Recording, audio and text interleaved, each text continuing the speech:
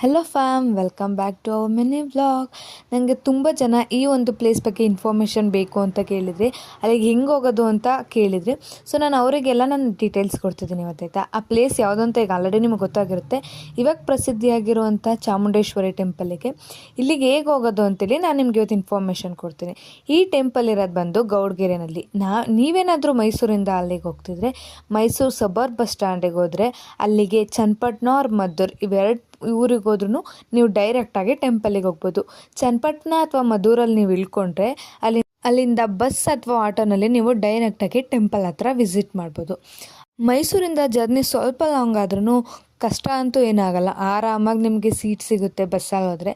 I think ನೀವು ಆ ಟೆಂಪಲಿಗೆ ಹೋಗೋಕ್ಕೆ ಬಸ್ಸೇ ಬೆಸ್ಟ್ ವೇ ಅಂತ ನನ್ನ ಒಪಿನಿಯನ್ ನಾನು ನಿಮಗೆ ಹೇಳ್ತಿದ್ದೀನಿ. ನಾವು ಈ ಸರಿನೂ ಸೇರಿದ್ರೆ 3 ಸರಿ ಹೋದಂಗಾಗಿದೆ. ಸೊ ನಮ್ಗೆ ತುಂಬ ಇಷ್ಟ ಆಯಿತು ಟೆಂಪಲ್. ಅಲ್ಲಿ ಪ್ರಸಾದ ಕೂಡ ಕೊಡ್ತಾರೆ ಟೆಂಪಲಲ್ಲಿ. ಸೊ ನಂಗೆ